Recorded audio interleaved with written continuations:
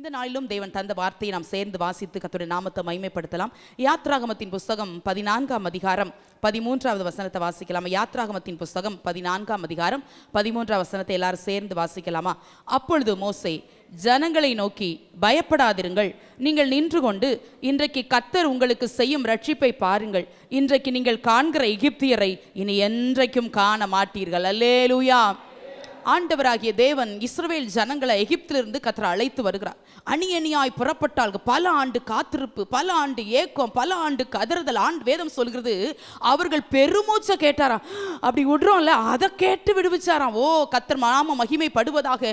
எவ்வளவாய் நம்முடைய நினைவுகளை அறிகிறவர், நம் விடுகிற மூச்சை அறிகிறவர், நாம் வடிக்கிற கண்ணீரை அறிகிற தேவன். இஸ்ரவேல் ஜனங்கள் விடுகிற பெருமூச்சு, அதை கேட்டு அவருக்கு சும்மா இருக்க முடியல. பல ஆண்டுகளாய் அடிமைப்படுத்தப்பட்டிருந்தாங்க, பல ஆண்டுகளா உபத்திரவப்பட்டிருந்தாங்க, பல ஆண்டுகள் அந்நிய தேசத்தில் அடிமையா இருந்தாங்க. ஆனாலும் கர்த்தர் நினைவு கூர்ந்தார். சங்கீதத்தில் வாசிக்கிறது போல கர்த்தர் யாக்கோபோடும் ஈசாக்கோடும் ஆபிரகாமோடு பண்ணின உடன்படிக்கையும் கிருபையும் நினைவு கூர்ந்த தேவன். ஆண்டவர் இவர்களை விடுவிக்கிறார். இப்போ இந்த லட்சக்கணக்கான ஜனங்கள் அணி அணியாய் புறப்பட்டு சந்தோஷமாய் பொன்னோடும் பொருளோடும் அவர்கள் வேகமா வந்தாங்க. ரொம்ப அவசரமாக தான் வர்றாங்க. ஏன்னா பார்வோனே சொல்கிற வேகமாக போன்னு சொல்லி துரிதப்படுத்தி தான் அனுப்பி வைக்கிறான். ரொம்ப வேகமாக வந்தாலும் ஐயோ பரிவாரங்களோடு வந்தது போல் வர்றாங்க. அப்படிலாம் வந்தாலும் இந்த ஈரோத் பள்ளத்தாக்குன்னு அவங்க பாளையம் இறங்கி இருக்கிறாங்க. அப்படி தான் அந்த அதிகாரம் சொல்லுது. ஈரோத் என்றால் பள்ளத்தாக்குகளின் வாய் என்று சொல்லி அர்த்தம். இந்த ஈரோத் பள்ளத்தாக்கின் முன்னடியில் இவங்க பாளையம் இறங்கி இருக்கிறாங்க. இவங்க இன்னும் பிரயாணத்தில் தான் இருக்கிறாங்க. கானானை நோக்கிய பயணம் அது இப்போ தான் ஆரம்பித்தாலும் இன்னும் நெடுதூரம் இவங்க பயணிக்கணும்.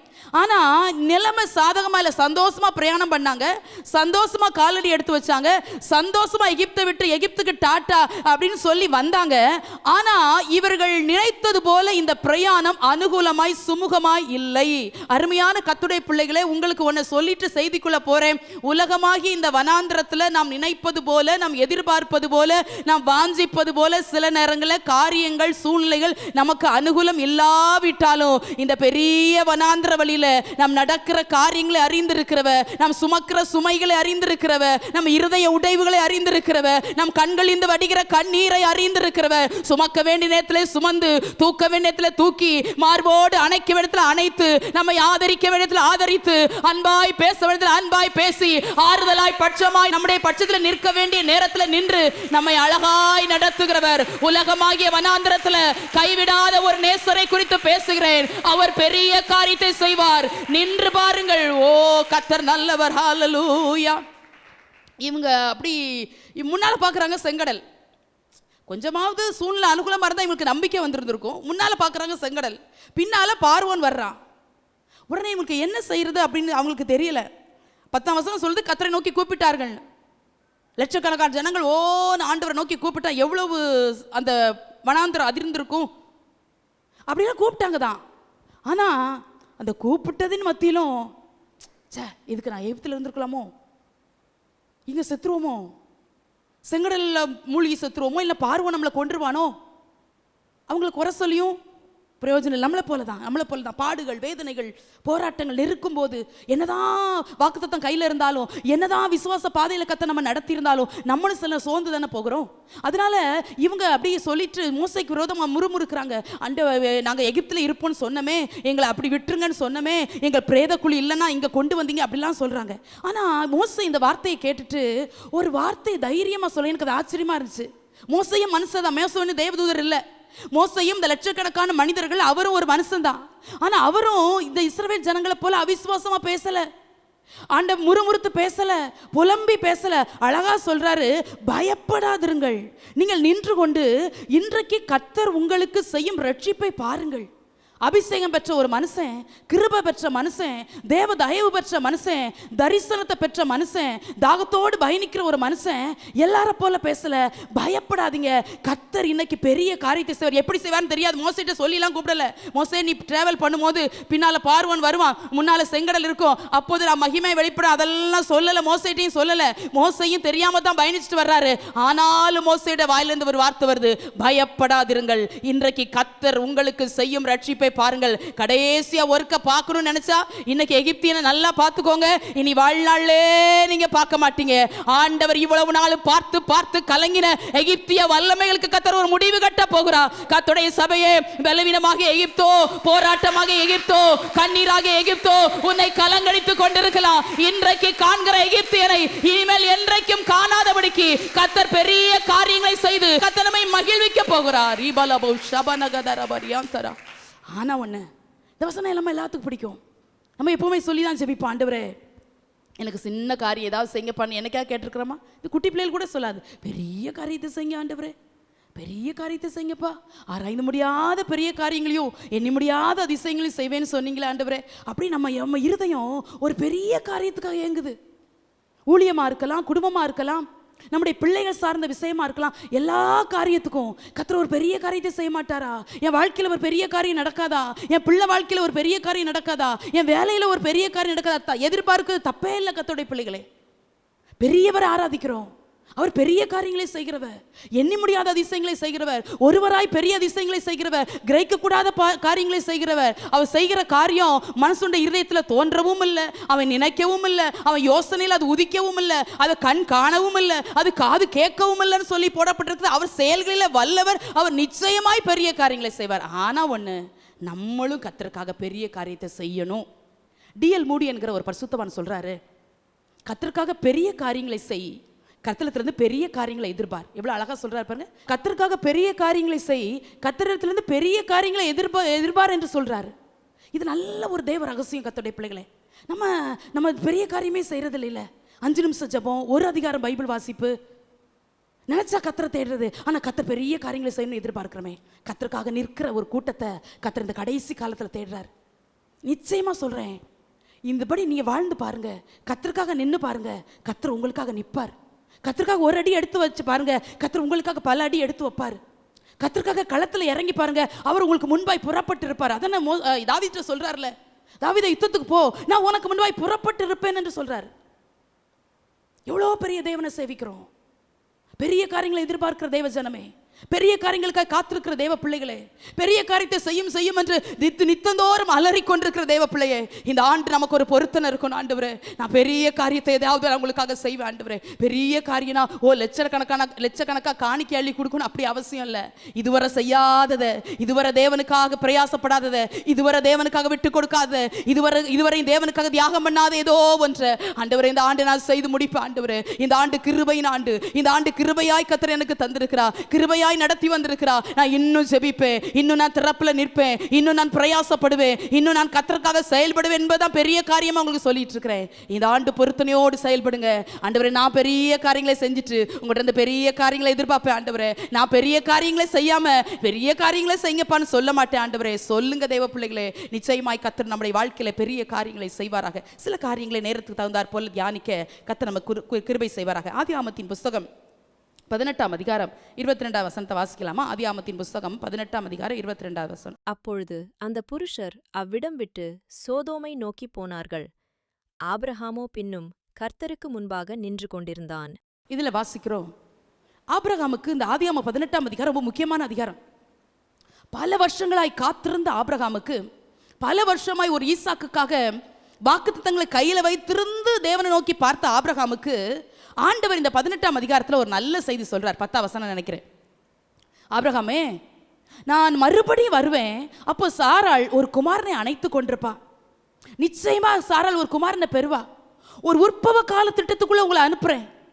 வாக்குத்தத்தை கையில வச்சு 25 இயர்ஸ் ஆகும்போது இப்ப ஆபிரகாமுக்கு 99. 100 வயதில் ஆபிரகாமுக்கு குழந்தை கொடுப்பது தேவ திட்டம், தேவ தரிசனம், தேவ வாக்குத்தத்தம். அது நிறைவேற போகிறது. அதனால கன்ஃபார்ம் பண்றதுக்கு ஆண்டவர் ஆபிரகாமுடைய வீட்டுக்கு வந்து கன்ஃபார்ம் பண்ணிட்டு போறாரு. ஆபிரகாமே, டோன்ட் வரி, நீ வந்து வாக்குத்தத்தம் நிறைவேறுகிற காலத்துல நீ வந்துட்ட, உனக்கு ஈசாக்கு நிச்சயமா பிறப்பான் அப்படின்னு சொல்லிட்டு போறாரு. சொல்லிட்டு அந்த அதிகாரத்தை நீங்க வீட்டில் போய் வாசிக்கோங்க, உங்களுக்கு தெரியும். ஆபிரகாமோடு பேசி கர்த்தரால் ஆகாத காரியம் உண்டோ, நீ ஏன் சிரிச்ச, உன் மனைவி ஏன் சிரிச்சா, கர்த்தர் நான் பெரியவர், நான் பெரிய காரியத்தை உனக்காக செய்வேன் அப்படிலாம் சொல்லிட்டு போயிட்டாரு.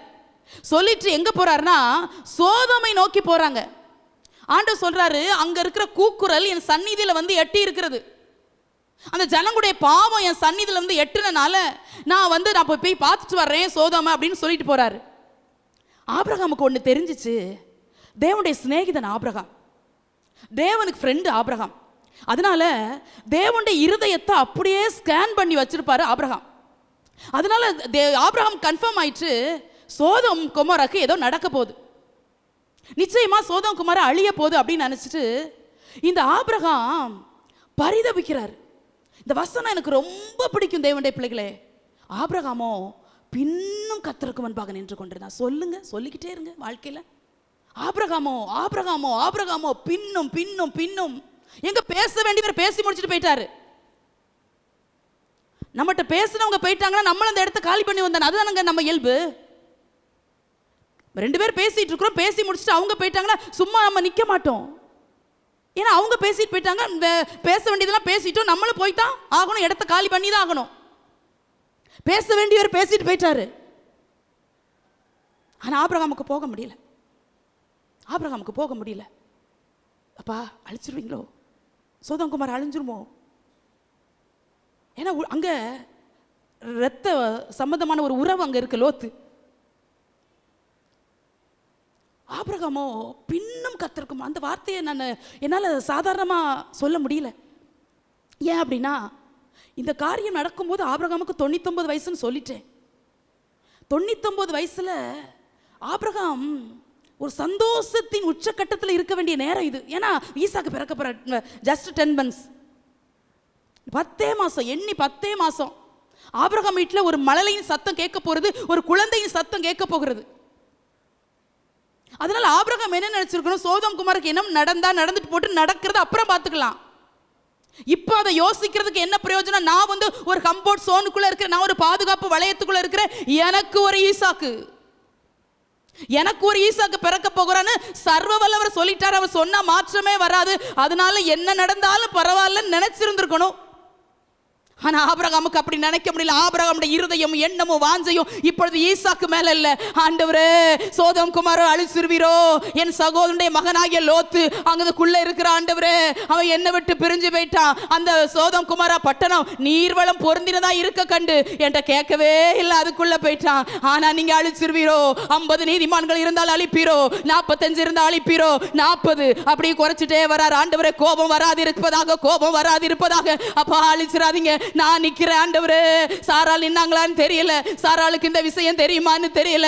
இப்போ ஆபிரகாமுடைய இருதயத்துல ஈசாக்கு பிறப்பான், ஈசாக்கு எங்க தொட்டில் கட்டணும், ஈசாக்கு எப்படி வளர்க்கணும் அந்த சிந்தை இல்ல.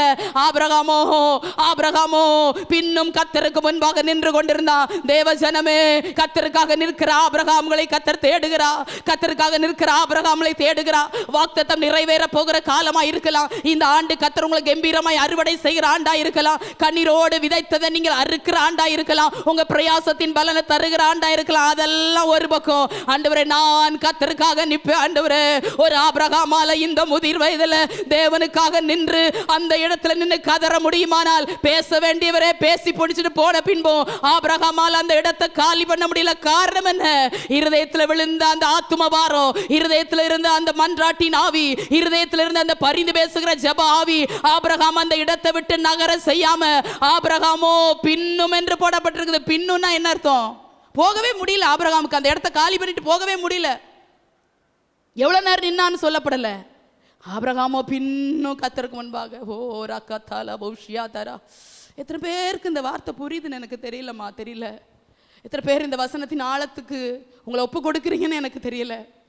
ஏதோ போய் நம்ம முகத்தை காட்டிட்டு போகிற இடம் ஒரு ஆலயம் நினைச்சு நீங்க இருக்காதீங்க. கர்த்தருக்காக நிற்கிற ஆபிரகாமை தேடுறாரு. கடைசி காலம் சொந்த காரியமா போக்குவரத்துமா இருந்து நம்முடைய குடும்பத்தை பார்த்து கொண்டு இருக்கிற அப்படியே நாட்களும் பொழுது சிலருக்கெல்லாம் கழிஞ்சிட்டே இருக்குதுல்ல. அப்படி அல்ல தேவனுடைய பிள்ளைகளே. ஆபிரகாமோ பின்னும் நின்னுட்டார்ல. இப்போ ஆபிரகாமுக்கு நிற்க முடியலதான், முடிஞ்சிருக்கிற சூழ்நிலை இல்லை. 1 முதிர் வயது, 2வது சந்தோஷமா இருதயத்துல அப்படியே பட்டாம்பூச்சிகள் பறக்கிற நேரம் இது. கேட்கிறார்ல ஆதியாமத்துல, ஆண்டவரே அடியனுக்கு என்ன தருவி, நான் பிள்ளை இல்லாம இருக்கிறேன்னு கேட்டார்ல வாய் திறந்து. நல்ல பரிசுத்தம் ஆண்டவரே சொல்றாரு, ஆபிரகாம் தீர்க்கதரிசின்னு ஆண்டவரே சொல்றாரு. அப்ப எவ்வளவு பெரிய பரிசுத்தமா இந்த ஆபிரகாம். வாயை திறந்து ஒரு சின்ன பிள்ளை மாதிரி ஆண்டவரே அடியனுக்கு என்ன தருவி, நான் பிள்ளை இல்லாமல் இருக்கிறேன்னு கேட்டார்ல. கேட்டது தானே இப்போ கொடுக்க போறாரு. இத்தனை ஆண்டு காத்திருப்பு தானே, விசுவாசத்தோடு தானே காத்திருந்தார். அதனால தானே ஜாதிகளுக்கு தகப்பனாய் ஜாதிகளுக்கு தாயாய் கர்த்தர் ஆபிரகாமையும் சாராளையும் கர்த்தர் மாற்றினாரு. அப்போ வாக்குத்தத்தம் நிறைவேற போகிற கடைசி நேரத்தில் இருக்கிறார். எவ்வளவு சந்தோஷமா இருந்திருக்கணும். ஓடி போய் சாராட்ட சொல்லுங்க, சாராள் நீ சிரிச்சி இல்லம்மா, சிரிச்சி இல்லை. சாராளுடைய கண்ணீரெல்லாம் தொடச்சிட்டு சொல்லியிருக்கணும், ஆண்டவர் நிறைவேற்ற போகிறார். ஓ ரீகாமா சாந்தா ரகதாரா ரேமலா சாந்தூரா. அப்படியே ஒப்பு கொடுங்க தெய்வ பிள்ளைகள். கர்த்தருக்காக நிற்க வேண்டிய தருணங்களை நிற்காம போயிட்டோம்ல சிலரும். கர்த்தர் நமக்கு அவருக்காக நிப்போன்னு தெரிஞ்சுதாங்க நம்மளை தெரிந்தெடுத்தார். கூட்டம் கூட்டமான ஜனங்கள், நம்மளை விட அழகு, ஆஸ்தி, திறமை, அந்தஸ்து எல்லாம் இருக்கிறவங்க காணியாட்சிக்கு புறம்பா இருக்கிறது போல வெளியே நிற்கிறாங்க. ஒண்ணுமே இல்லைன்னு தெரிஞ்சு, தகுதியே இல்லைன்னு தெரிஞ்சு, திறமையே இல்லைன்னு தெரிஞ்சு, இது ஒண்ணுக்கு உதவாதுன்னு தெரிஞ்சு, இது உடைந்த பாத்திரம் தெரிஞ்சு, இது மறக்கப்பட்ட பாத்திரம் தெரிஞ்சு, இது அற்பமான பாத்திரம் தெரிஞ்சு, இது எல்லாரால் வெறுக்கப்பட்ட பாத்திரம் தெரிஞ்சு தானே நம்மளை கர்த்தர் தெரிந்தெடுத்தார். ஏன்? நம்ம தேவனுக்காக நிற்போம் என்று நம்மளை நம்பி.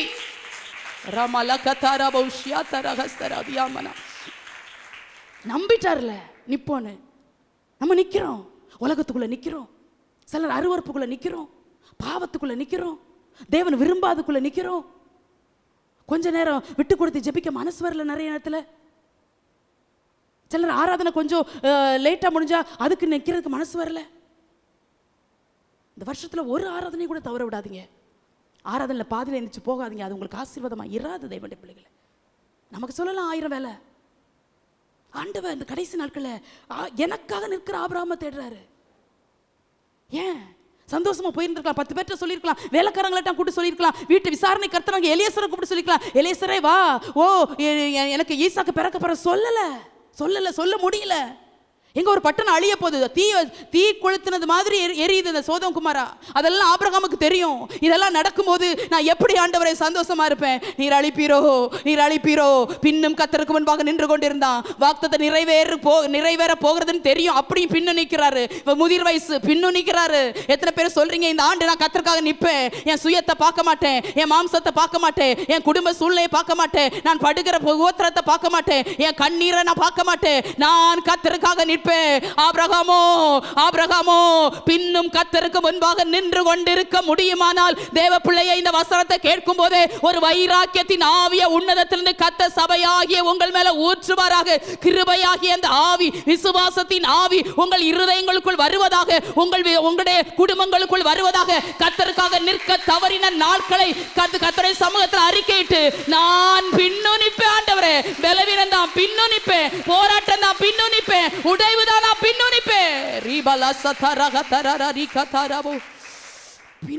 நின்று கொண்டிருந்தான். பேசனா இந்த வசனம் எனக்கு ரொம்ப பிடிக்கும். அடிக்கடி சொல்வேன் அப்பாட்ட, அப்பா பின்னு நிக்கிறார்ல. நமக்கு நிக்க முடியாதுல. இப்ப நம்ம தான் ஆபிரகாம் வைங்களேன், நம்மகிட்ட தான் வந்து சொல்லிட்டு போயிட்டாரு ஒரு ஈசாக்கு பிறப்பான்னு. என்னதான் இருந்தாலும் சோதம் குமார அழிய போகுது அப்படின்னு தெரிஞ்சாலும் இன்னொரு மைண்டில் ஈசாக்கு வந்து தானே போயிருக்கும். இதானங்க மனுஷ இயல்பு. ஏன் இவங்கெல்லாம் விசுவாச வீரர் பட்டியலில் சேர்க்கப்பட்டாங்கன்னா, தெய்வத்துக்கு அடுத்த ஸ்தானத்தில் இவங்க வாழ்ந்தாங்க. தெய்வம்னு சொல்லலை, தெய்வத்துக்கு அடுத்த ஸ்தானங்களில் வாழ்ந்தாங்க. நம்மளே கர்த்தர் அதுக்கு தான் அழைக்கிறாரு. மேகமோன்ற இத்தனை திரளான சாட்சிகள் நம்மை சூழ்ந்து கொண்டிருக்க, பாவமான பாரமான யாவற்றையும் தள்ளி, நம்மை சுற்றி நெருங்கி இருக்கிற பாவத்தையும் தள்ளி விட்டு விசுவாசத்தை துவக்கிற முடிக்கிறோம இயேசுவை நோக்கி ஓடுவதற்காக கர்த்தர் அழைச்சிருக்கிறாரு. ஆனால் ஓட முடியாம தான் சிலர் நின்னுறோம். ஓட முடியல, பலவீனம் ஓட வைக்க முடியல, நம்ம சந்தித்த ஏதோ பிரச்சனை நம்மளை ஓட வைக்க முடியல. நான் இன்னைக்கு சொல்றது, பின்னும் கர்த்தருக்கு முன்பாக நிற்கிறவங்களுக்கு தேடுறாரு. நான் முதலே சொன்னேன், கர்த்தர் பெரிய காரியத்தை செய்வார். இன்றைக்கு கர்த்தர் உங்களுக்கு முன்பாக செய்யும் பெரிய காரியத்தை நின்று பாருங்கள் என்று சாமுவேல் புத்தகத்தில் வாசிக்கிறோம். பெரிய காரியத்தை செய்வார் இந்த ஆண்டு. ஆனா ஒண்ணு, ஆபிரகாம் போல நிற்கிறவங்களுக்கு, ஆபிரகாம் போல பரிந்து பேசுறவங்களுக்கு, ஆபிரகாம் போல விழுந்து கிடக்கிறவங்களுக்கு, கர்த்தருக்காக நிற்கிறவங்க எத்தனை பேர்? கர்த்தருக்காக நின்று கொடுக்கிறவங்க எத்தனை பேர் தேவனுடைய பிள்ளைகளை? ஏன் ஆபிரகாமால் அந்த இடத்தை காலி பண்ணி போக முடியல? ஏன் ஆபிரகாமுக்கு அந்த இடத்தை விட்டு அப்படி ஈஸியா போக முடியல? ஆண்டவர் நிக்கலையே அந்த இடத்துல. கரெக்டா சொல்றாரு, சொல்லிட்டு அவர் போயிட்டாரு. ஏன் அந்த இடத்தை விட்டு அவருக்கு அசைய முடியல? அப்படியாவது இறங்கிட மாட்டாரா? அப்படியாவது என் தேவன் இறங்கிட மாட்டாரா? அப்படியாவது லோத்தை காப்பாத்திர மாட்டாரா? என் கூடவே வந்தானே ஆண்டவர் இந்த லோத்து. ஊர் என்ற கல்தைய தேசத்தை விட்டு வரும்போதே லோத்தோடு தான் வர்றாரு. ரொம்ப பிடிச்சிச்சு போல ஆபிரகாமுக்கு லோத்தை. சகோதரன் மகன் தான். அதனால இந்த லோத்து ஈசாக்கு இப்ப அடிக்கல, ஈசாக்குன்னு அடிக்கல, இருதயம் லோத்துன்னு அடிக்குது. ரீகமாஷ் அந்த ரகதரா. எங்க குடும்பத்தில் ரட்சிக்கப்படாதவங்க எத்தனை பேர் தேவனுடைய பிள்ளைகளே? உடன்பிறப்புகள் ரட்சிக்கப்பட்டாங்களா? குடும்பம் ரட்சிக்கப்பட்டுச்சா? அடிக்குதா அந்த இருதயம்? வாக்குத்தத்தம் கையில் இருக்குது உங்களுக்கு. கர்த்தர் நிறைவேற்ற போறாங்கிற விசுவாசம், நம்பிக்கை, தைரியம் எல்லாம் உங்களுக்கு இருக்கலாம். ஆனா இது மத்தியில் ஆண்டவரே குடும்பம் ரட்சிக்கப்படாம இருக்குதே, பிள்ளைங்க கர்த்தர் சமூகத்தில் வராம நிற்கிறாங்களே, கணவன் ரட்சிக்கப்படாம இருக்கிறாரு, நான் கர்த்தருக்காக நிற்பேன் ஆண்டவரே. அதான் ஆபிரகாம் செய்யறாரு. பின்னும் கர்த்தருக்கு முன்பாக நின்றுட்டு இருந்தாரா. பேசினவர் போயிட்டாரு. நான் மறுபடியும் அதான் சொல்றேன், அவர் போயிட்டாரு. இனிமே நான் இனிமே நின்று பேசணும். நம்ம எங்க முன்னால ஒரு ஆள் இருந்தா நம்ம பாட்டுக்கு பேசலாம். முன்னால ஆள் இல்லைன்னா பேசிட்டு இருந்தோம்னா நம்ம ஏதோ இங்க நட்டு கலந்துட்டுன்னு அர்த்தம். ஆபிரகாம் நினைக்கிற இப்ப நான் பைத்தியக்காரன் ஆனா கூட பரவாயில்ல, என்னையே யாரும் நட்டு கலந்து இது ஏதோ ஈசாக்கு பிறக்க போகுதுங்கிற சந்தோஷத்துல ஏதோ ஒளருதுன்னு நினைச்சாலும் பரவாயில்ல, நான் கர்த்தருக்கு முன்பாக நிற்பேன். ஏன்னா லோத்து அழிகிறத, அந்த பட்டணம் அழிகிறத என்னால பார்க்க முடியாது ஆண்டவரே. ஓ தேவனுடைய ஜனமே, நிப்போன்னு சொல்லி அழைச்சிட்டாரே, நிப்போன்னு நம்பி நம்மளை தெரிந்தெடுத்துட்டாரே, நிப்போன் நம்பி நம்மளை அபிஷேகிச்சாரு, நிப்போன் நம்பித்தானே ஒவ்வொரு வாரமும் சத்தியத்தை போதிச்சுட்டு இருக்கிறாரு. ப்ளீஸ் நான் கையெடுத்து உங்கள்கிட்ட கேட்குறேன், கர்த்தருக்காக நின்றுங்கம்மா, கர்த்தருக்காக நின்றுங்கப்பா. பிள்ளைங்களே கர்த்தருக்காக நீங்க நின்றுங்க. உங்களுக்காக அவர் நிற்பாரு. நீங்க கர்த்தருக்காக நின்னீங்களா, உங்களுக்காக அவர் நிற்பாரு. உட்காரவே மாட்டாரு அவர். நீங்க நின்னீங்கன்னா உங்களுக்காக அவர் நிற்பாரு. ரீபா லபௌஷியாந்தனா. நீ அம்மா என்ன நினைக்கிறோம், நான் உங்களுக்காக நிற்க மாட்டேன் ஆண்டவரே. விலை ஜெபிக்கணும்னு ஆசை தான், ஆனா ஜெபிக்க முடியாதுதான், என் பலவீனம் ஆண்டவரே, அது ஆண்டவரே அப்படின்னு சொல்லி 1000 சாக்கு போக சொல்லிட்டு எனக்காக நில்லுங்க, என் வழக்கை ஏற்று நடத்துங்க, எனக்காக யுத்தம் செய்யுங்க, என் கூட வாங்க, எனக்கு பெரிய காரியத்தை செய்யுங்கன்னா அப்படி செய்வாரான்லாம் எனக்கு சொல்ல தெரியாது தேவனுடைய பிள்ளைகளே. அவர் நின்னாரு ஆபிரகாம். அதனால ஆண்டவர் ஈசாக்கோடு அதை முடிச்சிட்டாரா? ஒரு பிள்ளை மட்டும்தான் தருவேன் உனக்கு, அதோட ஃபுல் ஸ்டாப் இல்ல. கடற்கரை மணல தனியா உன்னிலிருந்து ராஜாக்கள் தோன்றுவார்கள். ஓ சந்ததி அப்படி ஆசீர்வதிப்பேன். ஏன் கர்த்தருக்காக நின்ன ஆபிரகாமுக்கு ஒரு பெரிய பிளெஸிங் காத்திருந்துச்சு. நீங்க கர்த்தருக்காக நிக்கிறீங்களா? உங்க குடும்பம் கர்த்தருக்காக நிக்குதா? வாழ்நாளெல்லாம் நீங்க சந்ததியா இந்த பலனை, நன்மையா, கிருபைய, ஆசீர்வாதத்தை, மேன்மைய, உயர்வு உங்க சந்ததிகள் அறுவடை செஞ்சுக்கிட்டே இருக்கும். கர்த்தருக்காக நிற்கிற ஆபிரகாம்களை கர்த்தர் ஆசீர்வதிச்சுக்கிட்டே இருப்பாரு. கர்த்தருக்காக நிற்கிற ஆபிரகாம்களை கர்த்தர் உயர்த்தி கொண்டே இருப்பா. கர்த்தருக்காக நில்லுங்க தேவனுடைய பிள்ளைகளே. இரண்டாவது ஒரு காரியத்தை சொல்றேன், நானே சொல்றேன். ஆதியாகமம் 24:13 வாசிக்க முடியுது, 30 கடைசியிலையும் இந்த வார்த்தையை வாசிக்க முடிகிறது. எலியேசர் துறவண்டையில் நின்று கொண்டிருந்தானா. கர்த்தருக்கு முன்பாக ஆபிரகாம் நின்றார்னு வாசிக்கிறோம். இங்கு எலியேசர் துறவண்டையில் நின்று கொண்டிருந்தார் என்று வாசிக்கிறோம். இந்த 24ஆம் அதிகாரம் ஈசாக்குக்கு பெண் பார்க்கிற படல நடக்கிறது. இந்த 24 அதிகாரத்தில் சொல்லி அனுப்பிட்டார் ஆபிரகாம், நீ கண்டிப்பா போய் பொண்ணு பார்த்துட்டு வா. ஒருவேளை பெண்ணு என் பின்னே வராட்டி என்ன செய்யன்னு எலியேசர் கேட்குற, அதையும் சொல்றாரு. இல்ல தூதனை உனக்கு முன்பாய் அனுப்புவார், வந்தா வரட்டும், ஆனா என் பிள்ளைய கூட்டிட்டு போகாத அப்படிலாம் சொல்லி அனுப்பிட்டார் ஆபிரகாம் எலியேசர்ட்ட. சாயங்காலம்னு சொல்லி போட்டிருக்குது அந்த அதிகாரத்துல. அதனால சாயங்காலத்துல தான் போய் சேர்றாரு. ஏன்னா சாயங்காலம் தான் ஸ்திரீகள் தண்ணீர் எடுக்க துறவண்டைக்கு வருவாங்க. எலியேசர் துறவண்டையில் நின்று ஒட்டகங்களை மடக்கின்னு சொல்லப்படுற ஒட்டகங்கள் எல்லாம் படுக்க வச்சுட்டாரு. ஒட்டகங்களை ரெஸ்ட் எடுக்க ஆரம்பிச்சிருச்சு. அதுக்கப்புறம் ரெபெக்காள் அம்மா வர்றாங்க, தண்ணி கொடுக்குறாங்க. ஒட்டகங்கள் நல்லா குடிச்சிச்சு, ரெஸ்ட் எடுக்க ஆரம்பிச்சிட்டு. 10 ஒட்டகங்கள் போச்சுன்னா நிறைய 10 வேலைக்காரங்களாவது கூட, கொஞ்சம் நான் நினைக்கிற 10 கூடயே போயிருப்பாங்க. அவங்களும் ரெஸ்ட் எடுக்க ஆரம்பிச்சிட்டாங்க. ஆனால் எலியேசரை குறித்து போட்டிருக்கு, துறவண்டையில் நின்றுக்கிட்டு இருந்தாராம். எங்க 13ஆம் வசனத்தில் சொல்கிறேன் நின்றுட்டு இருந்தாருன்னு. இந்த 13ஆம் வசனத்துக்கும் 30ஆம் வசனத்துக்கு இடையில நிறைய சம்பவங்கள் நடக்குது. அதுக்கப்புறம் தான் ரெபெக்காள் அம்மா துறவுக்குள்ள ஏறி ஏறி ஏறி ஏறி தண்ணி கொண்டு வந்து ஊற்றி ஒட்டகங்களுக்கு ஊற்றி இவர் கிஃப்ட் எல்லாம் கொடுக்குறாரு, காதணிகளையும் கடகங்களையெல்லாம் கொடுக்குற எல்லாத்தையும் வாங்கிட்டு அந்த ரெபெக்காள் அம்மா வீட்டுக்கு ஓடி போய் தகவல்கள்லாம் சொல்கிறாங்க. அண்ணே இப்படி ஒருத்தரை பார்த்தேன், ஒரு தாத்தா மாதிரி ஒருத்தர் இருந்தார், ஆண்டவரேன்னு தான் கூப்பிடுறாங்க. வீட்டில் போய் அப்படி சொல்லியிருப்பாங்க, தாத்தா மாதிரி ஒருத்தர் இருந்தார், தண்ணி வேணும்னு கேட்டார், நான் உமக்கும் தர்றேன் ஒட்டவங்களுக்கும் தர்றேன்னு சொன்னேனே, அவர் எனக்கு கிஃப்டாக இதெல்லாம் தர்றேன் அப்படிலாம் சொல்லி இதெல்லாம் தந்தாருன்னு வீட்டுக்கும் போய் சொல்லிட்டாங்க ரெபெக்காள் அம்மா. அப்போ எவ்வளோ நேரம் ஆயிருக்கும் பாருங்க. ஏற்கனவே அப்போ போனது சாயங்காலம், இது நடக்கும்போது கிட்டத்தட்ட இரவு நேரமாக வந்திருக்கலாம், இரவு நேரமாகவே இருந்திருக்கலாம்.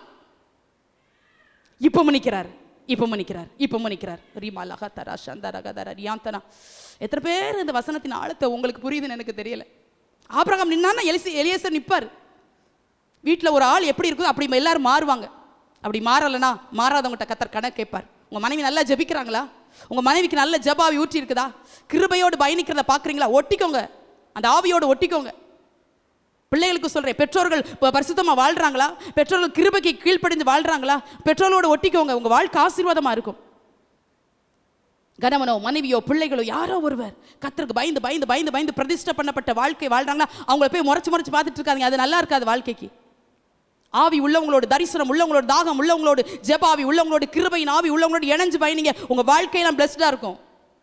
ஆபிரகாம் நின்னாருன்னா வீட்டு வேலைக்காரன் அப்படிதான் இருக்கிறாரு. ஆபிரகாம் மாதிரியே வீட்டு வேலைக்காரன் இருக்கிறாரு.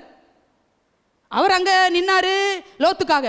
இப்ப இவர் நிக்கிறாரு எஜமானுக்காக, எஜமானுடைய குமாரனுக்காக. ஏன் உட்கார்ந்துருக்கலாம் தானே, வயசானவர் தானே. எலியேசர் வீட்டில் முதிர்ந்த வயதுன்னு போட்டிருக்கு. ரொம்ப நாள் வேலை செய்கிறாரு, ரொம்ப நாள் எக்ஸ்பீரியன்ஸ் எலியேசருக்கு. ஆபிரகாம் வீட்டில் வேலை செஞ்சு சொல்லியிருக்கோம்ல, இந்த பிள்ளை நகையெல்லாம் கொடுத்து விட்ருக்குறோம், வீட்டுக்கு போயிருக்கு. பார்த்தா நல்ல பிள்ளை மாதிரி தெரியுது, முகமும் நல்லா தான் இருக்குது. நிச்சயமாக ஒரு நல்ல செய்தி கொண்டு வரும். நாளைக்கு காலைல வரும்னு நினைக்கிறேன், இல்லைன்னா நாளைக்கு சாயங்காலம் தண்ணி எடுக்க வரும்போது பார்த்துக்கலாம் நினச்சி படுத்து தூங்கி குரட்டை விட்டுருக்கணும் எலியேசர் இந்நேரம். ஆனால் எலியேசர் துறவண்டையில் நின்று கொண்டிருந்தான். அப்பவும் நின்னாரு. தண்ணி யாராவது தரமாட்டாங்களான்னு ஜோம் நீட்டு அப்பவும் நிற்கிறாரு. இப்போ இந்த பிள்ளை வீட்டுக்கு ஓடிட்டு அது திரும்ப வரவேன்னு சொல்லிட்டு போகல, இங்கே நில்லும் ஆண்டவனே, நான் திரும்ப எங்கள் அண்ணனை கூப்பிட்டு வருவேன் அப்படின்னு சொல்லிட்டு போகல ரெபேக்காள் அம்மா. ஏன் நின்னாருன்னா, என் எஜமானுடைய குமாரனுக்கு மனவாட்டி ஆயத்தமாயிட்டாளா தெரியாதே, நான் எப்படி ஆண்டவரை உட்காருவேன்? இந்த தேசம் தானா, இல்லை நான் இன்னும் வேற இடத்துக்கு போகணுமா? இந்த பொண்ணு தானா? நீ ஜெபத்துக்கு பதில் தந்த விதத்தை பார்த்தா இந்த பொண்ணு தான் எனக்கு கன்ஃபார்ம் பண்ண முடியுது என் ஆவியில. ஆனால் தெரியல ஆண்டவரே, அதை புரிஞ்சு கொள்ற அளவுக்கு நான் ஆவியில பலப்பட்டவன் இல்லைப்பா. மனவாட்டி ஆயத்தம் ஆயிட்டான்னு தெரியாம, ஈசாக்குக்கு ஒரு மனைவி ஆயத்தம் ஆயிட்டான்னு தெரியாம நான் எப்படி ஆண்டவரை உட்காருவேன்? ஒட்டகங்கள் படுத்துட்டு வேலைக்காரங்களா ரெஸ்ட் எடுக்க ஆரம்பிச்சிட்டாங்க. ஆனால் என்னால் உட்கார முடியலையே. நம்பி என்னை அனுப்புனாரே ஆபிரகாம், என் எஜமான நம்பி அனுப்பிட்டாரே. ஈசாக்கு கூட அனுப்பலையே, என்ன மட்டும் நம்பி அனுப்பினார்னா எவ்வளவு நம்பிக்கை வச்சு அனுப்பியிருக்கிறாரு. அப்பா, காரியம் ஆயத்தம் ஆயிடுச்சா? உன் சித்தத்தின்படி காரியங்கள் எல்லாம் அனுகூலமாக முடியுமா? எனக்கு தெரியாது ஆண்டவரே, நான் உட்கார முடியாது, நான் ஓய்வெடுக்க முடியாது, நான் இளைப்பாற முடியாது ஆண்டவரே. நான் இது ரெஸ்ட் எடுக்கிற நேரம் இல்லை. மனவாட்டி ஆயத்தம் ஆயிட்டான்னு தெரிஞ்சா கூட ஒரு டம்ளர் தண்ணி குடிப்பேன்ப்பா. இப்போ போய் நான் ஆண்டவரே, என் மனவாட்டி ஆயத்தம் ஆயிட்டாலோ தெரியாத ஒரு சூழ்நிலையில நான் எப்படி உட்கார்வேன் என்று எலியேசர் துறவண்டையில நின்று கொண்டிருந்தான். லாபான் அங்கிருந்து ஓடி வர்றான். ரெபேக்காளை சகோதரன் லாபான் ஓடி வர்றான். வேதம் தெளிவா சொல்லுது, எலியேசர் துறவண்டையில் நின்று கொண்டிருந்தான். அருமையான தேவ சபையே, மனவாட்டியாய் கர்த்தர் ஆயத்தமாக்கும்படி நம்மளை தெரிந்து கொண்டாரே. எத்தனை பேர் தைரியமா இந்த காலவெளியில் சொல்ல முடியும், நான் ஒரு மனவாட்டி, கர்த்தருக்காக வேறு பிரிக்கப்பட்ட மனவாட்டி, கர்த்தருக்காக உலகத்திலிருந்து பிரித்தெடுக்கப்பட்ட மனவாட்டி. உலகத்தின் அசுத்தம் இல்ல, உலகத்தின் பாவம் இல்ல, உலகத்தின் அருவருப்பு என்கிட்ட இல்ல. நான் வாழ்கிறேன், தேவனுக்காக பிரித்தெடுக்கப்பட்ட ஒரு மனவாட்டியாய் வாழ்கிறேன். எத்தனை பேர் தைரியமா இந்த காலவெளியில் சொல்ல முடியும் தேவனுடைய பிள்ளைகளே? அப்படி உங்கள் சிந்தையில இல்லாதிருக்குமானால், ஆண்டவரே, இது நான் இளைப்பாறுகிற நேரம் அல்ல, இது நான் உலகத்துக்குள்ள மகிழ்கிற நேரம் அல்ல, நான் கர்த்தருக்காக நினைப்பேன். மனவாட்டி ஆயத்தமாகவில்லை என்கிற ஏக்கம் முதிர் வயதிலும் எலியேசரை துறவண்டில நிற்க வைத்ததானால், சபையாகிய துறவண்டில வந்து நிற்க வேண்டிய தருணத்தை அநேக நேரத்தில் உதாசீனப்படுத்தது ஏன் சபையே? சபையாகிய துறவண்டில வந்து நின்று நீ மனவாட்டியாய் மாறும்படி உனக்கு நல்ல சத்தியங்களை கர்த்தர் உனக்கு போதிக்கிறார்.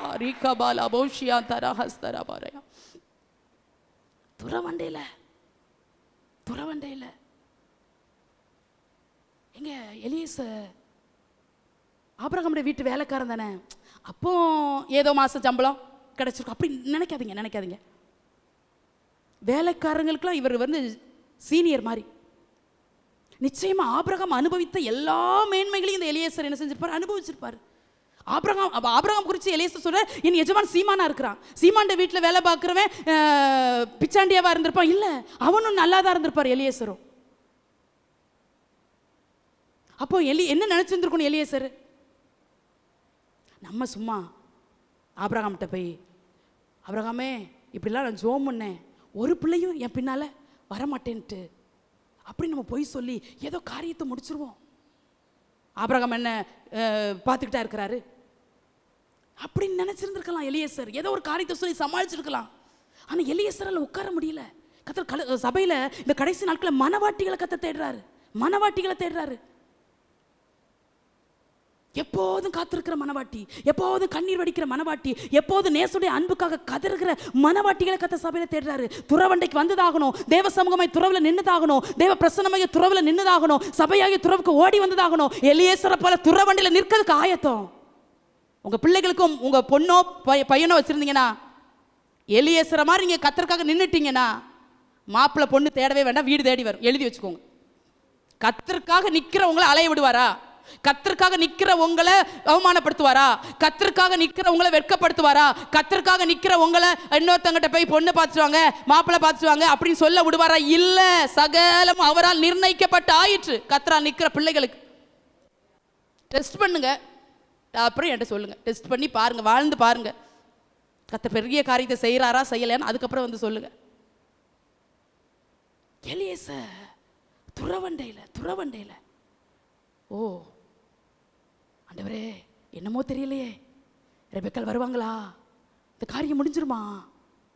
அப்புறம் தான் 24 அதிகாரத்தில் பின்னுள்ள வசனம் சொல்லுதுல, இந்த காரியம் கர்த்தரால் வந்தது. ஓ அப்படி சொல்ல முடியுமா? ஆண்டவரே, என்ன நடக்க போதோ தெரியலையே, நான் எப்படி உட்கார்வேன், நான் எப்படி இளைப்பார்வேன்? கர்த்தருடைய பிள்ளைகளை கர்த்தர் நம்மோடு கூட பேசின வார்த்தைகள், நம்மளோட திரும்ப திரும்ப ஆண்டவர் வாக்குத்தத்தத்தை நான் சொல்லலை, சில எச்சரிப்பின் வார்த்தைகளை கர்த்தர் நம்மகிட்ட பேசியிருப்பார். இந்த காரியத்தை செய்யின்னு பேசுவார், சில இந்த காரியத்தை செய்யாதன்னு பேசியிருப்பார். இன்னைக்கு பிரசங்கம் நல்லா இருந்துச்சு, ரொம்ப நல்லா இருந்துச்சு, அதுக்காக அழைக்கலப்பா, அழைக்கல. இது ஒரு வித்தா, ஒரு விதையா உள்ள இருதயமாகிய நிலத்துல அது உள்ள விழுந்துடணும். இன்னும் அது பலன் வெளியே தெரிய ஆரம்பிக்கணும். இன்னைக்கு நான் விதைக்கிற இந்த வசனமாகிய விதை ஒரு வித்தா விதைக்கிறேன். இந்த வசனத்தை ஒரு விதையா விதைக்கிறேன். உங்க இருதயமாகிய நல்ல நிலத்தில் இதை விதைக்கிறேன். பலன் தரும் நம்பி விதைக்கிறேன். பலன் தருமா? கர்த்தருடைய பிள்ளைகளே, இந்த வசனமாகிய விதை உங்க வாழ்க்கையில பலன் தரட்டும். கர்த்தருக்காக நின்று வேண்டவரே, போனது போனதாகவே இருக்கட்டும், சாக்கு போக்கு சொன்னது சொன்னதாகவே இருக்கட்டும், ஆனா நான் கர்த்தருக்காக நிற்பேன். யாத்ராமா 2ஆம் அதிகாரம் 4ஆம் வசனத்துல மிரியாமை குறித்து சொல்ல பிறகு வாசிக்கிறீங்களா? யாத்ராமா 2:4. அதற்கு என்ன சம்பவிக்கும் என்பதை அறியும்படி அதன் தமக்கை தூரத்திலே நின்று கொண்டிருந்தாள். இதுல வாசிக்கிறோம், அதற்கு என்ன சம்பவிக்கும் என்பதை அறியும்படி அதன் தமக்கைனா சகோதரி தூரத்துல நின்று கொண்டிருந்தாள். என்ன சம்பவிக்கும்? மோசைய அம்மா நாணல் பெட்டிக்குள்ள வச்சு பிசினும் கீழும் பூசி நாணல் புள்ளக்குள்ள வச்சாச்சு. ஏன்னா அம்மாவால அதுக்கப்புறம் பிள்ளைய வளர்த்த முடியல, சூழ்நிலை அப்படி இருக்குது, அனுகூலமா இல்லை, ராஜாவின் கட்டல் அப்படி இருக்குது, பார்வோனுடைய கட்டல் அப்படி இருக்குது, அதனால வேற வழி இல்லை, அதுக்கப்புறம் ஒளிச்சு வைக்க கூடாமல் என்று சொல்லி போட்டிருக்கு. இப்போ என்ன சம்பவிக்குமோ என்று சொல்லி இப்போ வந்து அம்மா கொண்டு போய் வச்சுட்டு வாங்கன்னு சொல்லிட்டு மிரியாம் அனுப்பிட்டாங்க. சில சொல்றாங்க மிரியாமுக்கு 9 வயசு இருக்கும். மிரியாமுக்கு 9, ஆரோனுக்கு 6, அப்புறம் தான் மோசே பிறக்கிறார், 3ஆவதா பிறக்கிறார். 9லேருந்து 12 வயசுக்குள்ள இருக்கலாம் அப்படின்னு சொல்லி வேத வரலாற்று அறிஞர்கள் ஒரு கணிப்புப்படி சொல்றாங்க. இப்போ அம்மா பிள்ளைய கொடுத்துட்டு வச்சுட்டு வந்துருமா அப்படின்னு சொல்றாங்க. இந்த பிள்ளை என்ன செஞ்சுருந்துருக்கணும்? மிரியாம் என்ன செஞ்சுருக்கணும்? வச்சுட்டு அம்மா வச்சுட்டேன், நீங்கள் சொன்ன மாதிரியே வச்சுட்டு அப்படி தான் சொல்லியிருந்துருக்கணும். இங்கே 9 வயதில் 10 வயசுல என்ன ஞானம் இருக்கும் அந்த தான் ஞானம் இருக்கும், அவ்வளோதான் இருக்கும். ஆனால் இது அப்படி சொல்லலையா. அதற்கு என்ன சம்பவிக்கும் என்பதை அறியும்படி தூரத்தில், ஓ என்ன தரிசனம் அந்த இள வயதில், அதை எத்தனை பேருக்கு உங்களுக்கு புரியுதுன்னு எனக்கு தெரியல. எங்க அதுக்கே 9-10 வயசு தான் ஆகுது, அதே விளையாட்டு பிள்ளை தான், அதுவே பறக்க பார்க்குற வயசு தான். இதுல வைக்கவும் செஞ்சுட்டு பக்கத்தில் நின்னா கண்டுபிடிச்சிருவான்னு தூரத்தில் போய் நின்றுட்டு ஒளிஞ்சு நின்றுருக்கும், மறைஞ்சு நின்றுருக்கும், யாரும் என்ன பார்க்க கூடாது நின்றுருக்கும், பார்த்தா விஷயம் வெளியே தெரிஞ்சிடும். மறைந்து நின்று தூரத்தில் நின்று என்ன சம்பவிக்க ஆண்டவரே? வைத்திருப்பது ஒரு உயிர், ஏதோ பொருளை வச்சுட்டு போகலாமா? என் உயிரை எங்க அம்மா தன்னுடைய உயிரை வைப்பது போல என் சகோதரனா என் உயிரை வச்சாங்க.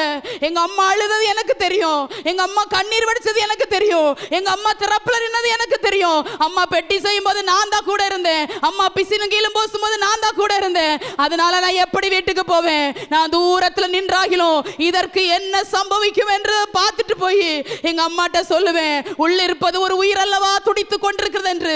இந்த இள வயதுல ஒரு மிரியாமால நிற்க முடியுமானால், இள வயதுல மிரியாமால நிற்க முடியுமானால், தேவனுடைய பிள்ளைகளே, தேசத்துல என்ன சம்பவிச்சா என்ன, பட்டணங்கள்ல என்ன சம்பவிச்சா என்ன, என்ன நடந்தா என்ன, நான் நல்லா இருக்கிறேனா அது போதும், என் குடும்பம் நல்லா இருக்குதா அது போதும், நான் நல்ல 3 நேரம் சாப்பிட்டேனா அது போதும் என்று வாழ்கிற காலத்துல கர்த்தர் நம்மளை வைக்கவில்லை என்பதை அறிந்தவங்க மட்டும் கையை தட்டி கர்த்தருடைய நாமத்தை மகிமைப்படுத்தி, ஆண்டவரே, மிரியாமை போல நான் நின்று தேவ சமூகத்துல நிற்க வேண்டிய ஒரு காலகட்டத்துக்குள்ள கர்த்தர் உன்னை கொண்டு வந்திருக்கிறார். வாக்குத்தத்தம் பண்ணப்பட்ட மோசைக்காக நல்லா புரியணும், வாக்குத்தத்தம் பண்ணப்பட்ட மோசைக்காக திறப்புல நிற்க வேண்டிய தருணம் இதுவே. இல்லை என்றால் வாக்குத்தத்தம் பண்ணப்பட்ட சந்ததி அது அழிந்து போகும். அதுக்காக அழைக்கலையே.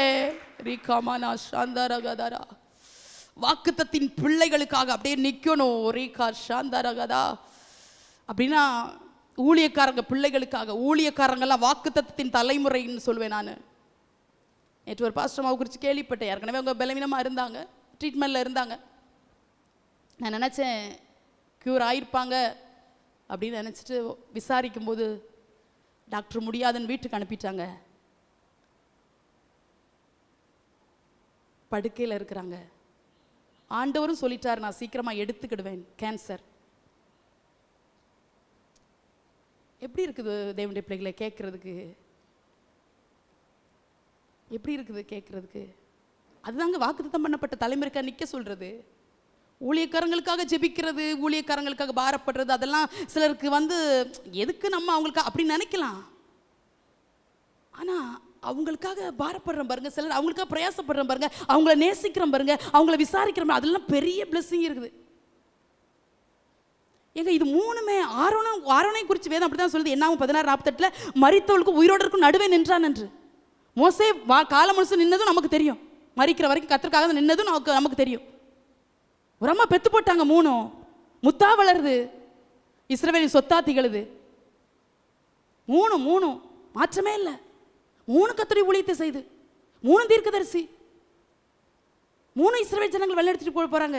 மிரியாம் குறித்து ஓசியால் எழுதப்பட்டிருக்கு, அவங்க வழி நடத்தி கொண்டு போனார்கள் என்று சொல்லி மிரியாம் குறித்து அங்கே எழுதப்பட்டிருக்கு.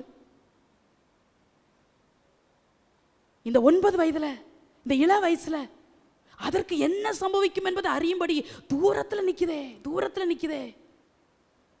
எங்க யாருக்குமே 2 பிள்ளை இருக்குது அம்மாவுக்கு. இந்த 3ல் 1 போனா என்ன பரவாயில்ல நினைச்சு அந்த பிள்ளை வீட்டுக்கு ஓடி இருக்கணும். அது என்ன சம்பவிக்கும் என்பதை அறிஞ்சிட்டு அங்க பார்வோனுடைய குமாரத்தி பிறந்த நாள் அன்னைக்கு தான் குளிக்க வருவாங்களாம் நைல் நதிக்கு. ஏன்னா நைல் நதி அவங்களுக்கு தெய்வம் போல. ஆனா அன்னைக்கு பிறந்த நாளும் இல்லையா, ஆண்டவரே குளிக்க ஏவி இருக்கா பாருங்க. அப்போ குளிக்க வரும்போது தான் இந்த நாணல் பட்டியை கண்டு அந்த வேலைக்காரிட்ட சொல்லி அதை எடுத்துட்டு வான்னு சொல்ல, அவங்க எடுத்துட்டு வரும்போது மிரியாம் உள்ள என்ட்ராகி, நான் இதை பால் கொடுக்குற எபிரேய ஸ்திரீகளையா, எகிப்தில பிள்ளை இல்லையா, தாய் இல்லையா, எபிரேய ஸ்திரீகளை ஒருவத்தை அழைத்து கொண்டு வரட்டுமா. என்ன தரிசனம் ஆண்டவர் பிள்ளைகளெல்லாம் இப்படி மாத்திட்டாருன்னா நம்ம போட்டு கதநீர் வடிக்க கதற வேண்டிய அவசியமே இல்லை. ஓடி போய் அம்மாட்ட சொல்லுது, அம்மா நம்ம காரியம் ஜெயமா முடிஞ்சிட்டுமா, நம்ம அழுக வீணா போகலமா, நம்ம பெட்டி செஞ்சது வீணா போகலமா, நீங்க திறப்புல நின்னது வீணா போகலமா. என்ன சம்பவிக்குன்னு பாக்குறதுக்காக தூரத்துல ஜெபத்தோடு நின்றுட்டு இருந்தேன், கண்ணீரோடு நின்றுட்டு இருந்தேன், அழுகையோடு நின்றுட்டு இருந்தேன், உடஞ்சு நின்றுட்டு இருந்தேன். யாருமே என் தம்பியை தூக்க வரலனா, யாருமே என் தம்பியை எடுக்க வரலனா, யாரோ இது பெட்டின்னு காலால தள்ளி என் பிள்ளை நாணல் புல்லல் வச்சு நாணல் புல்களின் நடுவே வச்சு இந்த நாணல் பெட்டி நைல் நதிக்குள்ள விழுந்துருமோ நான் பார்த்துக்கிட்டே இருந்தம்மா. கர்த்தர் ஏற்ற நேரத்துல தூதனை அனுப்பினது போல அவ பார்வோனுடைய குமாரத்தி நம்முடைய தம்பி வச்ச கூடைய அழகா எடுத்துட்டாங்கம்மா. நான் நின்னது வீணா போகல. தேவ பிள்ளை, நீ நின்னது வீணா போகாது, திறப்புல நின்னது வீணா போகாது, ஜெபத்துல நின்னது வீணா போகாது, பொறுத்துல நின்னது வீணா போகாது, உபவாசத்துல நின்னது வீணா போகாது. ரீபலபா ஷதரகதர பாலபரபா. நிற்கிற மிரியாம்ல கத்த தேடுறாரு, வாக்குத்தத்தின் தலைமுறைக்காக, வாக்குத்தத்தின் பிள்ளைகளுக்காக, பாதுகாக்கப்பட வேண்டிய தலைமுறைகளுக்காக, உங்கள் பிள்ளைகளுக்காக, அழிந்து போகிற கடைசி காலத்துல சந்ததிக்காக நிற்கிற நெக்ஸ்ட் ஜெனரேஷனுக்காக, இன்னொரு தலைமுறைக்காக நிற்கிற மிரியாம்களை கத்த தேடுகிறார்.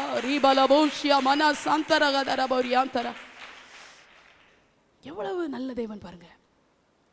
நியாயாதிபதிகள் 5ஆம் அதிகாரம் 23ஆம் வசனத்துல ஒரு வார்த்தை எழுதப்பட்டிருக்கும், மேரோசை சபிங்கள் அப்படின்னு எழுதப்பட்டிருக்கும். 3 சொல்லிட்டேன். ஆபிரகாம் நின்னதை சொல்லிட்டேன், எலியேசர் நின்னதையும் சொல்லிட்டேன், மிரியாம் நின்னதையும் சொல்லிட்டேன். இந்த மேரோசை குறித்து சொல்லப்படும் போது பாருங்க, இந்த அதிகாரம் பாட்டு, நியாயாதிபதிகள் 5ஆம் அதிகாரம் பாட்டு. இதில் ஒரு நல்ல சத்தியம் இருக்கு, நல்ல தெளிவாக புரிஞ்சுக்கோங்க. இது இஸ்ரவேல் ஜனங்களுக்கு கர்த்தர் பெரிய விடுதலை தந்தார். இதை நாங்கள் பெண்கள் ஜெபத்தில் கூட நல்லா டீப்பாக தியானித்தோம் போன வாரம். இதில் ஒரு பெரிய ஜெயத்தை கர்த்தர் தந்ததை தெபொராள் அம்மா பாடுறாங்க. பாட்டு பாடும்போது இந்த வார்த்தையை சொல்லி பாடுறாங்க பாருங்க, மேரோசை சபிங்கள், அவர்கள் கர்த்தரின் பட்சத்தில் துணை நிற்க வரவில்லை, அவர் தூதனும் சபிக்கிறாருன்னு சொல்றாங்க. இந்த வசனத்தை என்னால் புரிஞ்சுக்கிடவே முடியல. யார் ஆண்டவரே இந்த மேரோஸ், யார் ஆண்டவரே இந்த மேரோஸ், யார் ஆண்டவரே இந்த மேரோஸ், ஏன் தூதன் சபிக்கணும் ஆண்டவரே, ஏன் ஆண்டவரே தூதன் சபிக்கணும்? ரொம்ப நாளாக ஆண்டவர்கிட்ட நான் கேட்டேன். போன வாரம் கர்த்தர் எனக்கு இதை காண்பிச்சு கொடுத்தார். இந்த மேரோஸ் யார் அப்படின்னா, நப்தலி, இசக்கார், லேவியை போல ஒரு கோத்திரம் இல்லை. மேரோஸ் என்பது ஒரு பட்டணம். இஸ்ரவேல் ஜனங்கள் ஒடுங்கி போய் இருக்கிறாங்க. கானானிய யாபின் ராஜா இஸ்ரவேல் ஜனங்களை ஒடுக்குறான். இந்த ஒடுக்கும் போது சிலர் எழுந்து தெபொராளோடு யுத்தம் பண்ண போகிறாங்க. பலர் யுத்தம் செய்ய வரல, அதை சொல்லி சொல்லி பாடுறாங்க. அவங்களே ரூபன் வரல, அவங்க வரல, இவங்களாம் சொல்லி பாடுறாங்க தெபொராள் முந்தின வசனங்கள்லாம். ஆனால் அந்த மேரோஸ் பட்டணம் யுத்தம் நடந்துச்சுல, அந்த அந்த அந்த இடத்துக்கு ரொம்ப பக்கத்தில் இருந்த பட்டணமா. அப்போ தெபொராள் அம்மா நினைச்சிருக்கிறாங்க, நம்ம ஒரு பெரிய யுத்தத்தில் இருக்க 40,000 பேரை கூட்டிட்டு போறாங்க அங்கே தெபொராள் அம்மா. பெண்களே, தெபொராள் உங்களுக்கு ரோல் மாடல்னு சொல்வேன். முடியாதுன்னு சொல்லாதீங்க, இயலாதுன்னு சொல்லாதீங்க, எனக்கு பலவீனம்னு சொல்லாதீங்க, ஜெபிக்க தெரியலன்னு சொல்லாதீங்க, ஒன்றும் தெரியலன்னு சொல்லாதீங்க. நீங்க ஒரு தெபொராள் என்பதை மறக்கவே கூடாது. யுத்தத்தில் எத்தனை பேரை கூட்டிட்டு போய் யுத்தத்துக்கு போறாங்க. அப்போ தெபொராள் அம்மா என்ன நினைச்சிருக்கிறாங்கன்னா, இந்த மேரோஸ் பட்டணம் என்ன செய்யும், யுத்தம் நடக்கிறதுக்கு பக்கத்தில் இருக்குது அந்த பட்டணம். அப்போ நிச்சயமா அவங்க வந்து நமக்கு உதவி செய்வாங்கன்னு இந்த தெபொராள் அம்மா நினைச்சிட்டாங்க. ஆனா ஒருத்தர் வரல. இந்த வசனத்தின்படி பார்த்தா ரொம்ப எனக்கு ஆச்சரியமா இருந்துச்சு. கர்த்தரின் பட்சத்தில் துணை நிற்க வரலனா அது நமக்கு ஆசீர்வாதமா இராது. அதை வார்த்தை நான் அதுக்கப்புறம் சொல்ல மாட்டேன். அவங்க அப்படி சொல்றாங்களே, சபியுங்கள், தூதனும் சபித்தார் என்று எழுதப்பட்டிருக்கு. எத்தனை பேர் இந்த வசனத்தை யோசித்து பார்த்துருக்கீங்க? கர்த்தருடைய பிள்ளை, ரொம்ப நாள் யோசித்தேன். யோசிச்சுட்டு தான் இன்னைக்கு பேசுறேன். நம்ம நிற்காததை, தேவனுக்காக நிற்காததை, தேவ சமூகத்தில் வந்து நிற்காததை ரொம்ப கேஷுவலாக எடுத்துக்கிறோம். அடுத்த வாரம் போய்க்கலாம், இது இல்லைன்னா இன்னொரு கூட்டம் வைக்க மாட்டாங்களா அப்படி நம்ம நினைக்கிறோம். ஆனால் கர்த்தரின் பட்சத்தில் துணை நிற்க வராதவர்களுக்கு ஆசீர்வாதம் இல்லைப்பா. இல்லை, நான் சொல்லலை, வேதம் சொல்லுது. நம்ம கையில் வைத்திருக்கிற வேதம் சொல்லுது. பரிசுத்த ஆவியானவர் அப்படி எழுதி வச்சிருக்கிறார், எழுதி காட்டியிருக்கிறார். அப்போ நிச்சயமா அந்த மேரோஸ் பட்டம் நல்லா இருந்திருக்குமா? இருந்திருக்காதே. அதே தெபொராள் தான் கீழுள்ள வசனத்தை சொல்றாங்க, யாகேல் ஆசீர்வதிக்கப்பட்டவர். எங்க ஒருத்தரை ஆசீர்வதிச்சு ஒருத்தரை சபிக்க சொல்ல தெபொராள் அம்மா பாடுறாங்கன்னா, யாகேல் கர்த்தருக்காக நின்னதுனால. கர்த்தருக்காக நின்ன ஆசீர்வாதம், கர்த்தருக்காக நிக்கலனா நீங்களே முடிவு பண்ணிக்கோங்க. நான் சொல்ல மாட்டேன், நான் சொல்லலை. இதை என் கற்பனையில் பேசிட்டு இருக்கல. இதில் வசனம் அப்படி சொல்லுது, கர்த்தரின் பட்சத்தில் துணை நிற்க வரவில்லையே. என்ன ஒரு ஏக்கம், என்ன ஒரு ஆதங்கம் தெபொராளுக்கு. ஊழியக்காரி, அவங்க தீர்க்கதரிசி, அவங்க நியாயாதிபதி. ஆண்டவரே, ஈட்டியும் ஆயுதமும் இல்லாமல் யுத்தத்துக்கு போறேன் ஆண்டவரே, உதவி செய்யறவங்க எழும்பி இருந்தாங்கன்னா ஆண்டவரே எனக்கு நல்லா இருக்குமேன்னு நினைச்சிட்டு அந்த அம்மா யுத்தத்துக்கு போயிருக்காங்க. பாராக்க கூட்டிட்டு தான் போறாங்க. நான் தைரியமா சொல்வேன், வழிபடுத்தலன்றது தைரியமா சொல்வேன். என் இயலாமை இல்லை, என் பலவீனங்கள்ல, என் போராட்டங்களை, என் வருத்தங்களை, என் கண்ணீர்களை, என் உடைவுகளை என்னால் எவ்வளவு நிற்க முடியுமோ நின்னேன். இப்போ நிற்கிறேன், ஆவியில் நிற்கிறேன், பலத்தில் நிற்கிறேன், ஜெபத்தில் நிற்கிறேன். எங்கள் வீட்டுக்கு ஒரு பாசு சாப்பிட வராருன்னா 6 மணிக்கு சமையல் ஆரம்பிப்பேன். இலை நிறையணும்னு நினைப்பேன். இலையை கூட்டா வச்சு அவங்க கேட்பாங்க, எப்போ சமையல் ஆரம்பிச்சிங்கன்னு. ஏன்னா அப்போ ஒருத்தர் கூட எனக்கு உதவிக்கு இருக்க மாட்டாங்க. அவ்வளோ வேலையும் செஞ்சுட்டு 10 மணிக்கு ஜெபம், நான் கரெக்டாக 10 மணிக்கு போய் நிற்பேன். அன்னைக்கு செய்த பணிவிடைகளை பார்த்தவர், அன்னைக்கு செய்த தியாகங்களை பார்த்தவர் இன்றைக்கு கர்த்தர் ஆச்சரியமாக நடத்துகிறார். கர்த்தர் பட்சத்தில் நிற்கிறீங்களா? நிற்பேன்னு ஒப்பு கொடுக்குறீங்களா? நிற்பாருமா, நிற்பார், உங்களை விடவே மாட்டார். நண்பனா நிற்க வேண்டியது நண்பனா நிற்பாரு. தகப்பனா நிற்கணுமா, தாயா நிற்கணுமா, மணவாளா நிற்கணுமா, வைத்தியரா நிற்கணுமா, விடுவிக்கிறவரா நிற்கணுமா, அற்புதம் செய்கிறவா நிற்பார் இயேசுவின் நாமத்தினால. ஆனால் நீங்கள் நிற்கணும், அதான் ரொம்ப முக்கியம். அவங்க தானே சொல்கிறாங்க, மேரோசை சபிங்கள் அவங்க துணை நிற்க வரவில்லை என்று சொல்கிறாங்க. அருமையான கர்த்தருடைய பிள்ளைகளே, டைம் ஆயிடுச்சு. யோவான் 19:25. சிலுவைக்கு அருகில் இயேசுவின் தாயாகிய மரியாளும் கிளையோப்பா மரியாளும் ஸ்திரீகளும் நின்று கொண்டிருந்தாங்களாம். சிலுவையில் என்ன காட்சி? கோர காட்சி. ஓ ரக்கதா நமோஷியாந்தரா. பெத்த தாய் முன்னால இயேசு மனுஷகுமாரன் இயேசு சிலுவையில் அடிக்கப்படுகிறார். இந்த காட்சியை நான் எப்படி ஆண்டவரை பார்ப்பேன்? கண்ணை மூடி இருக்கணும், சிலுவை விட்டு தூரமாக போய் நின்றிருந்திருக்கணும். சிலுவைக்கு அருகில் அவங்களால நின்று கொண்டிருந்தார்கள். பாடுகள் தான், வேதனை தான், ரத்தம் வடியுதுதான், விழாவில் ஈட்டியால் குத்தப்படுதான், ரத்தமே இல்லாமல் போனால தண்ணீரும் கூட புறப்பட்டு வருதுதான், முள்கிரீடம் தலையில் சூட்டப்பட்டதுதான். ஆனாலும் சிலுவைக்கு அருகில் கண்ணை அப்படி எடுக்க முடியாது. ஆண்டவர் சிலுவைக்கு அருகில் நிற்போம். எத்தனை பேர் சொல்ல முடியும்? சிலுவைக்கு அருகில் நிற்போம். கிருபைக்கு அருகில் நிற்கிறதுக்கு ஆசைப்படுறோம், ஆசீர்வாதத்துக்கு அருகில் நிற்க ஆசைப்படுறோம், மேன்மைக்கு அருகில் நிற்க ஆசைப்படுறோம், உலகத்தின் அருகில் நிற்க ஆசைப்படுறோம். சிலுவைக்கு அருகில் நிற்க எத்தனை பேருக்கு ஆசை? சிலுவை அண்டையில் நம்பி வந்து நிற்கையில் பாவபாரம் நீங்கி நான் வாழ்வடைந்தே. எத்தனை பேர் சொல்ல முடியும்? சிலுவை அண்டையில் நிற்கிறது கொஞ்சம் கஷ்டம்தான். அது உலகத்தின் பார்வைக்கு மேன்மையா தெரியாது, உலகத்தின் பார்வைக்கு நிந்தையா தான் தெரியும், உலகத்தின் பார்வைக்கு அவமானமா தான் தெரியும். சிலுவை சுமக்க பலன் இல்லை நிறைய நேரத்தில் நமக்கு. ஆனாலும் நம்ம மேல் வைக்கப்பட்ட இந்த சிலுவையை சுமப்பதற்கு சிலராவது ஒப்பு கொடுக்குறீங்களா? நான் சிலுவைக்கு அருகில் நிற்பேன். ஆண்டவரே, சிலுவையை விட்டு என் கண்ணை அகற்ற மாட்டேன். எனக்கு ஆய்ப்பாடுபட்ட என் பனுசகுமாரன் இயேசு, எனக்கு அடிக்கப்பட்ட என் தேவகுமாரன் இயேசு, நான் அடிக்கப்பட வேண்டிய இடத்துல, நம்ம அடிக்கப்பட வேண்டிய இடத்துல நம்முடைய பாவங்களை எல்லாம் சுமந்து அடிக்கப்பட்ட இயேசுவை விட்டு வாலிய பிள்ளைல அவங்க கொண்டு சொல்லித்தரேன். பாவம் ரொம்ப இன்பமாக தெரியும் போது, உலகம் ரொம்ப இன்பமாக தெரியும் போது, சத்தியமோ ஊழியக்காரனுடைய வார்த்தைகளோ உங்கள் அம்மா அப்பாவுடைய வார்த்தைகளோ உங்களுக்கு இன்பம் இல்லாமல் தெரியும் போது, சிலுவையில் அடிபட்டார்ல, அவருடைய சரீரத்திலிருந்து ரத்தம் வலிச்சு அது உன் கண்ணுக்கு முன்பாக நினைவு வந்துச்சுன்னா நீ வாழ்க்கையிலே பாவத்தில் விட மாட்டேன். ஈஸியாக வெளியே வருவ, ஈஸியாக உதறி போட்டு நீ வெளியே வருவ. பெரியவங்களுக்கு அதுதான் சொல்கிறேன், சபைக்கும் அதான் சொல்கிறேன். உலகத்தை ஈஸியாக உதற முடியும். சிலுவைக்கு அருகில் நிற்கிறவங்க, சிலுவையை நோக்கி பார்க்குறவங்க, சிலுவையில் காயம்பட்ட இயேசுவை நோக்கி பார்க்குறவங்க. எங்கள் சீசர்கள் என்னாங்கன்னு போடலையே. சீசர்கள் 12 பேர் 11 விட்டுருங்க, சரி பேதுருவையும் இந்த இடத்துல விட்டுருவோம், மற்ற 10 நின்னாங்கன்னு போடலையே. சிலுவைக்கு அருகில் நிற்க வேண்டிய சீசர்கள் நிற்கல. இயேசுவின் தாயாகிய மரியாளும் கிளையப்பா மரியாளும் நின்றுட்டு இருந்தாங்களே. எப்படி அவங்களால நிற்க முடிஞ்சிச்சு? அன்பு அன்பு அன்பு நிற்க வச்சிச்சு. கத்தருக்காக ஊற்றப்பட்ட அந்த தெய்வீக அன்பு உங்க இருதயத்தில் ஊற்றப்பட்டிருக்குன்னா எந்த சூழ்நிலைங்க தேவனுக்கா நிற்பீங்க? பலவீனமா நிற்பீங்க, வருத்தமா நிற்பீங்க, போராட்டமா நிற்பீங்க, கண்ணீரா நிற்பீங்க. ஏன் ஒரு வார்த்தை சொல்றேன், மரணமே வந்தால் நம்மளால நிற்க முடியாது தெரியுமா? இந்த அந்த தெய்வீக அன்பு, அப்பாவுக்கு நமக்கு இருக்கிற அந்த ஆழமான அன்பு நம்மளை பிரிக்கவே முடியாது. அவங்க அதான் நின்னாங்க. ஒரே ஒரு வார்த்தையை சொல்லி முடிக்கிறேன். இதை இப்படி சொன்னால் உங்களுக்கு புரியாது, என்னை டீட்டெயில்டாக இதை நான் விளக்கணும். முடிஞ்சால் நான் கர்த்தர் அனுமதிக்கும் போது விளக்குறேன். எரேமியா 35:19 ஆண்டவர் ஒரு வார்த்தையை சொல்கிறாரு. யோனதாபின் குடும்பத்தில் எனக்கு நிற்கத்தக்க ஒரு புருஷன் எப்போவுமே இருப்பான். அது வாசிக்கிறீங்களா? எரேமியா 35:19. ஆதலால் சகல நாட்களிலும் எனக்கு முன்பாக நிற்கத்தக்க புருஷன் ரேகாபின் குமாரனாகிய யோனதாபுக்கு இல்லாமற் போவதில்லை என்று இஸ்ரவேலின் தேவனாகிய சேனைகளின் கர்த்தர் சொல்லுகிறார் என்றான். இல்ல பாருங்க, ஆண்டவரே சொல்றாரு, இந்த குடும்பம் எனக்கா நிற்கும். Oh glory to God. இங்க கர்த்தருக்காக நிற்கிறவங்களையும் நான் பேசினேன். இந்த குடும்பத்தை நீங்க நல்லா அறிஞ்சிருக்கணும். ஆண்டவர் எரேமியா 35:2 நினைக்கிறேன் சொல்றாரு. ஆண்டவர் எரேமியாட்ட சொல்வார், நீ ரேகாப்புடைய வீட்டுக்கு போ. இந்த யோனதாபை பத்தி ரொம்ப நீங்க தெளிவா அறியணும். 2 ராஜாக்கள் 10 நீங்க வாசித்து பார்த்தா உங்களுக்கு நல்லா புரியும். ஏன் ஆண்டவர் இந்த யோனதாபுடைய குடும்பத்தை இவ்வளோ ஹைலைட் பண்ணி சொல்றாருன்னா, இந்த ரேகாபின் குமாரனாகிய யோனதாப், ரேகாப் உயிரோடு இருக்கும்போது தம் பிள்ளைகளுக்கு திராட்சை ரசம் குடிக்கக்கூடாது, விதைக்கக்கூடாது, வீடு கட்டக்கூடாது, திராட்சை தோட்டத்தை நாட்டக்கூடாது, இப்படிலாம் நிறைய கட்டளைகளை இந்த சொல்றாரு யோனதாப். ரேகாப்பு தன்னுடைய குடும்பமாகி இந்த யோனதாப்புக்கு சொல்றாரு. சொன்னவர் செத்து போயிட்டாரு. தலைமுறைகள் தாண்டும் போது அவர் மறிச்சிட்டாரு.